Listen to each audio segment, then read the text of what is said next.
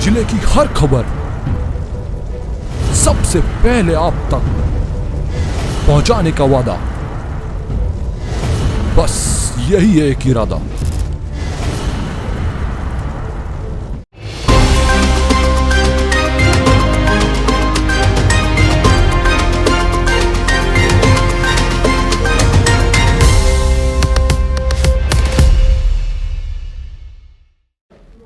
नमस्कार, आप देख रहे हैं पद्मिनी 24/7। चलिए न्यूज बुलेटिन की शुरुआत करते हैं हेडलाइन से।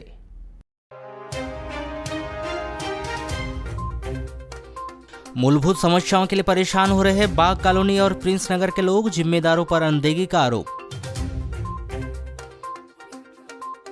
लालबर्रा के खैरी गांव में पानी के गड्ढे में गिरने से 2.5 साल के बच्चे की हुई मौत।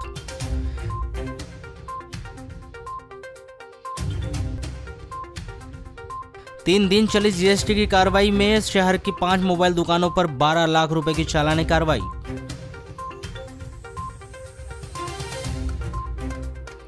पीजी कॉलेज के 4000 से अधिक छात्र छात्रवृत्ति के लिए हो रहे परेशान, कहीं भी नहीं मिल रही उचित जानकारी।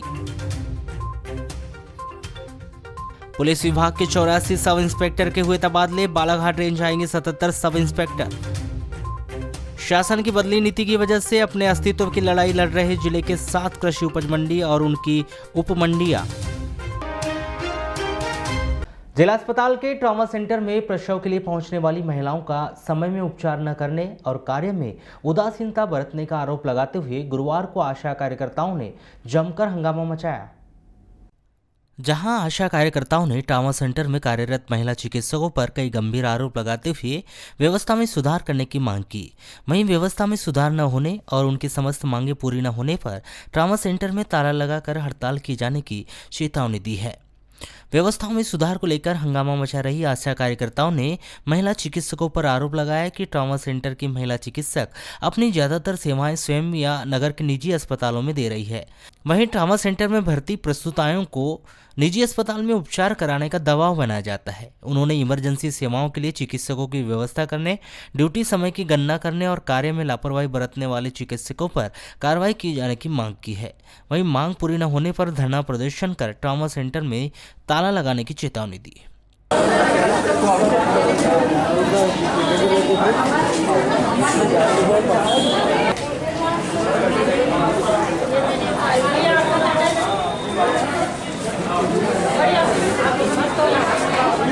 सब लोग बढ़िया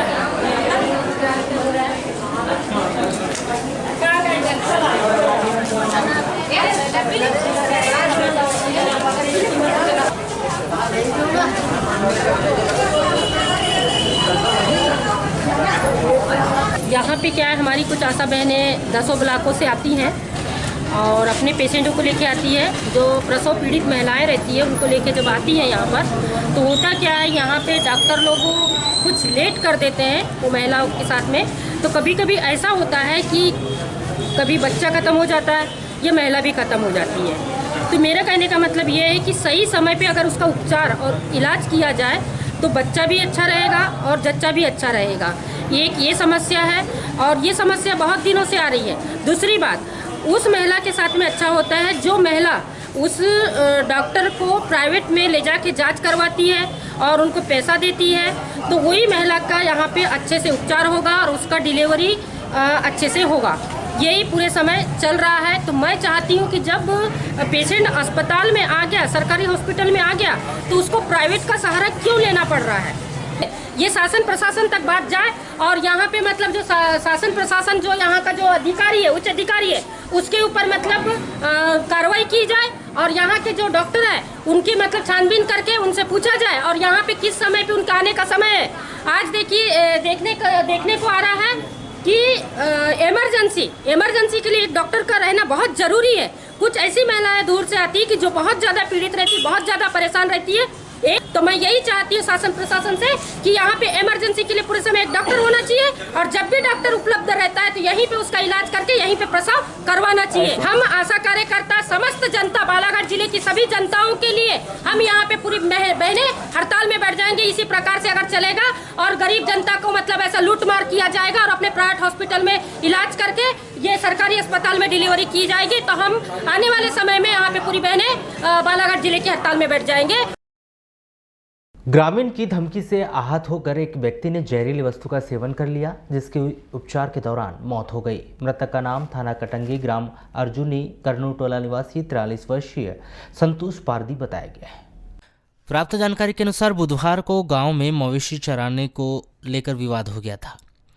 इस दौरान गांव के ही उदयलाल बिसेन के खेत से मवेशी ने धान खा लिया था, जिस पर उदयलाल ने काजू के साथ मारपीट की थी और चौक में संतोष को धमकी दी थी कि उसके जानवर ने खेत की फसल को नुकसान पहुंचाया है, जिस पर वहां पुलिस में शिकायत की धमकी दी। इस बात से आहत होकर संतोष ने किसी जहरीली वस्तु का सेवन कर लिया। शाम करीब 4:30 बजे संतोष के घर में तबीयत खराब हो गई, वहां उल्टी करने लगा, जिस पर उनकी पत्नी ने पूछा तो संतोष ने जहरीली वस्तु का सेवन करने की बात कही, जिस पर उसके परिजनों ने उसे उपचार के लिए कटंगी अस्पताल में भर्ती किया, जहां प्राथमिक उपचार के बाद वहां से उसे चिकित्सकों ने बेहतर उपचार के लिए जिला अस्पताल रेफर किया गया था, जहां रात्रि के समय उपचार के दौरान संतोष की मौत हो गई। उच्च शिक्षा से छात्रों को जोड़ने के लिए और उन्हें आर्थिक सुविधा प्रदान करने के लिए शासन के द्वारा पोस्ट मैट्रिक छात्रवृत्ति योजना का क्रियान्वयन किया जा रहा है। ओबीसी छात्रों को प्रतिवर्ष कक्षावार छात्रवृत्ति प्रदान की जाती है, लेकिन शैक्षणिक सत्र 2020-21 में अध्ययनरत छात्रों को अब तक छात्रवृत्ति का लाभ नहीं दिया गया है, जिसके कारण छात्रों को आर्थिक समस्याओं से जूझना पड़ रहा है। सर, हमारी सेंट्रल सेक्टर की अभी तक ये स्कॉलरशिप नहीं आई है, बस उसी की कुछ इन्फॉर्मेशन चाहिए थी, इसीलिए आ गए। हाँ, अभी तो बात नहीं हुई है, बस अभी कुछ मतलब पूछ के फिर देखते हैं क्या कहते हैं तो। हमारी कुछ फ्रेंड्स है 2, उन्हें भी नहीं मिली अभी। बाकायदा ST-SC वालों की 2-3 है, उन लोगों को मिल चुकी है। ओबीसी में हम 2-3 हैं, उन लोगों को नहीं मिली। ST-SC के हमने 2-3 से पूछा था, पर वो मिल चुकी है।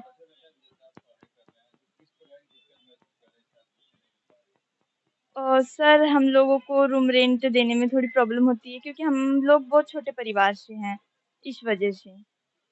तो स्कॉलरशिप के जरिए हम लोग थोड़ा बहुत मैनेज कर पाने की नहीं। पीजी कॉलेज के करीब 4000 से अधिक ओबीसी के छात्रों ने छात्रवृत्ति के लिए आवेदन किया था, जिस पर पीजी कॉलेज के छात्रवृत्ति शाखा के द्वारा आवेदनों को पोर्टल में दर्ज कर उसकी सॉफ्ट कॉपी ओबीसी छात्रवृत्ति कार्यालय पहुंचा दी गई थी और लगभग बजट भी सैंक्शन हो चुका था, लेकिन फीस कैपिंग के चलते पूरी प्रक्रिया धरी की धरी रह गई। ओबीसी के छात्रों के लगभग 4200 फॉर्म प्राप्त हुए हैं, जिनमें 4000 छात्रों की स्वीकृति जारी कर दी गई थी और 200 छात्रों के आपत्ति पूर्ण होने के कारण छात्रों की समस्या हल की जा रही है फ़ोन कर के। पर पिछड़ा वर्ग कल्याण विभाग द्वारा फीस कैपिंग के कारण सारी स्वीकृति निरस्त कर दी गई है, जिस वजह से आज दिनांक तक ओबीसी के छात्र छात्राओं को भुगतान की स्थिति शून्य है।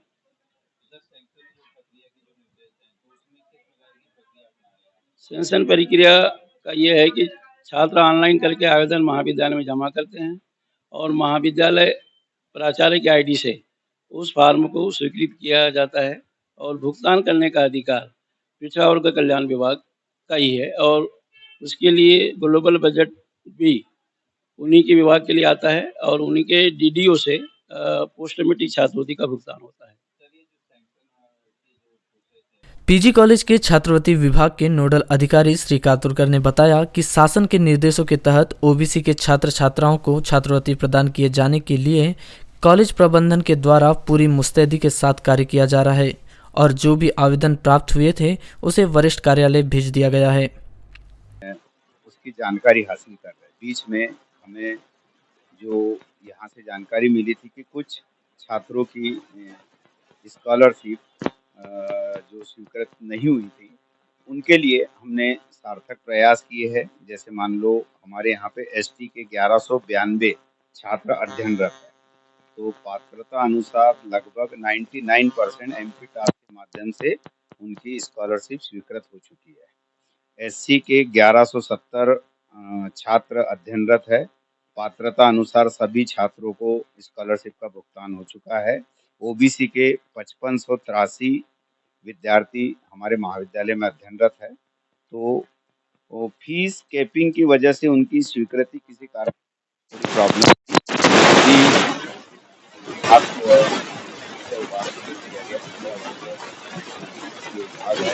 दिसंबर माह में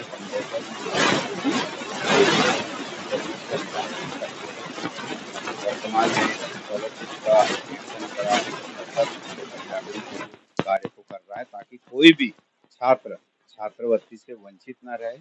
जितने भी पात्र छात्र रहेंगे उनको निर्धारित समय पे, निश्चित समय पे पूरी प्रक्रिया के अंतर्गत उनको स्कॉलरशिप भुगतान करने के लिए हमारा विभाग, हमारा कार्यालय इसमें सतत कार्य कर रहा है।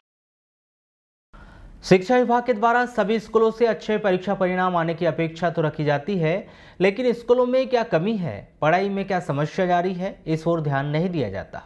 जिले में प्राथमिक स्कूल से लेकर हायर सेकेंडरी स्कूल तक सैकड़ों की संख्या में शिक्षकों के पद रिक्त हैं। शिक्षक नहीं होने के कारण कई विषयों की पढ़ाई करवाने में स्कूल प्रबंधन को समस्या होती है। बालाघाट विकासखंड की बात करें तो इस विकासखंड में शिक्षकों के करीब 2 सैकड़ा पद रिक्त होना बताया जा रहा है। शिक्षकों की कमी के कारण स्कूल प्रशासन को अतिथि शिक्षकों की पदस्थापना कर पढ़ाई करवाना पड़ता है। विकासखंड शिक्षा अधिकारी एनपी मलगाम ने बताया कि शिक्षकों की कमी होने के कारण पढ़ाई करवाने में समस्या कई स्कूलों में होती है। इस समस्या के बारे में वरिष्ठ अधिकारियों को अवगत करवाया जा चुका है तथा जिन स्कूलों में शिक्षकों की कमी है वहां शिक्षकों की पदस्थापना करवाने की मांग भी की गई। शासन के द्वारा जल्द ही शिक्षकों की भर्तियां करवाकर इस समस्याओं को दूर किया जाना चाहिए। अपने ब्लॉक में सर वैसे तो लगभग काफ़ी स्कूल खाली हैं, फिर उसमें 150-200 शिक्षकों की माने प्राइमरी से लेकर के हायर सेकेंडरी तक के स्कूलों में कहना चाहिए लगभग 150-200 शिक्षकों की कमी है। वैसे ये 2-3 साल से हैं सर ये खाली।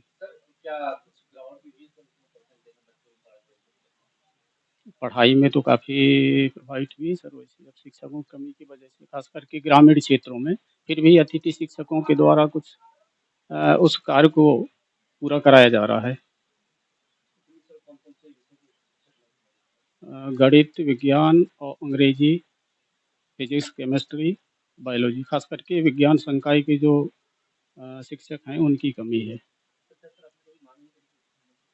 मांग तो सर अब हमारे उच्च अधिकारी डीओ कार्यालय से, डीओ साहब से ही मांग मौखिक तौर पर ऐसी चर्चा के दौरान हमने मांग की है और ये सभी जगह है। वैसे अब उच्च कार्यालय को इस बात की जानकारी है।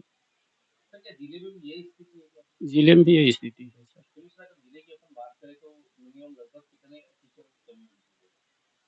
जिले में सर 1000। टैक्स चोरी के मामले में स्टेट जीएसटी की बालाघाट टीम के द्वारा नगर के मोबाइल दुकानों में सोमवार से शुरू की गई कार्रवाई जारी है, जहां लगातार 3 दिनों तक मोबाइल दुकानों में दबिश देकर जीएसटी की टीम ने टैक्स चोरी के संदिग्ध 5 मोबाइल दुकान संचालकों से मोबाइल की खरीदी बिक्री, वर्तमान स्टॉक, मोबाइल संचालकों के द्वारा जमा किए गए जीएसटी टैक्स और आईटीसी क्लेम सहित टैक्स से जुड़े हुए अन्य दस्तावेज जब्त किए हैं। टैक्स जमा करने में लाखों रुपए का अंतर मिलने पर 5 मोबाइल दुकान संचालकों से अब तक कुल 12,10,083 रुपए का चालान जमा कराया गया है। वहीं जब्त किए गए तमाम दस्तावेजों की स्क्रूटनी जीएसटी टीम के द्वारा की जा रही है। बताया जा रहा है कि व्यापारियों ने हेराफेरी कर करोड़ों रुपए के जीएसटी और इनकम टैक्स की चोरी की है, जिस पर वरिष्ठ अधिकारियों के निर्देशन पर स्टेट जीएसटी टीम के द्वारा नगर में जगह जगह मोबाइल दुकानों में दबिश देकर दस्तावेज खंगाले जा रहे हैं। वहीं टैक्स चोरी के मामले को लेकर पूछताछ की जा रही है।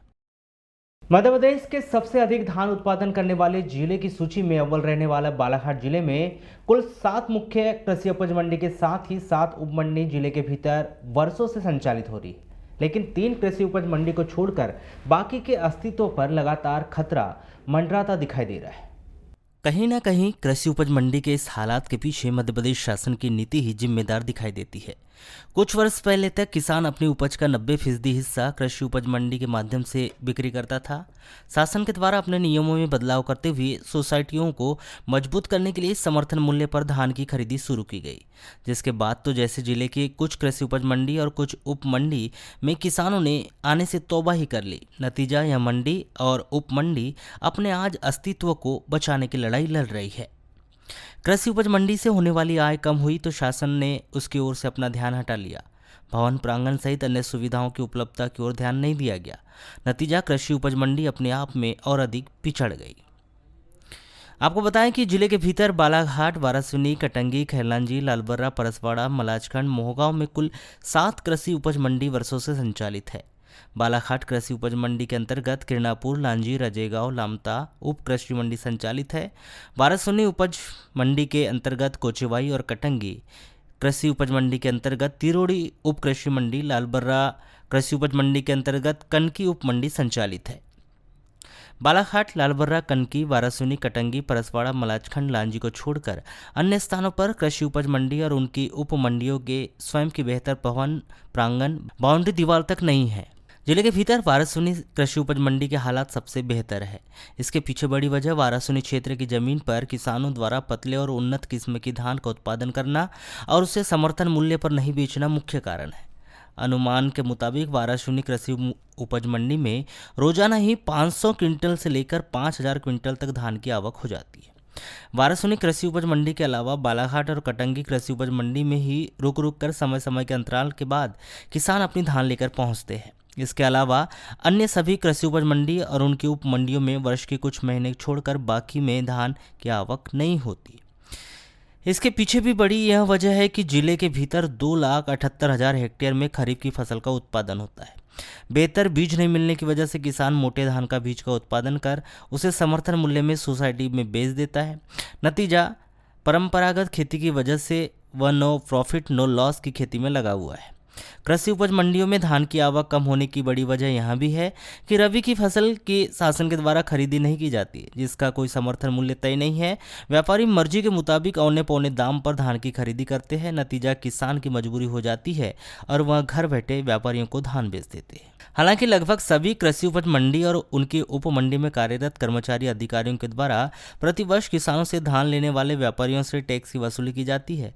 इसके आधार पर मंडियों की आय के अनुसार उनके वेतन भी निकल जाती है। लेकिन यह सिलसिला कब तक चलेगा यह मंडी अधिकारियों को भी नहीं पता, जिससे वे शासन की ओर से और बेहतर उपाय की उम्मीद लगाए हुए हैं। औपचारिक चर्चा के दौरान कृषि उपज मंडी बालाघाट के अधिकारी यही जानकारी देते हैं कि शासन को समय समय पर पत्राचार किया जाता है। मंडियों की स्थिति के विषय में शासन को बेहतर तरीके से जानकारी है। नियमों में कुछ बदलाव और अपडेट करने की जरूरत है।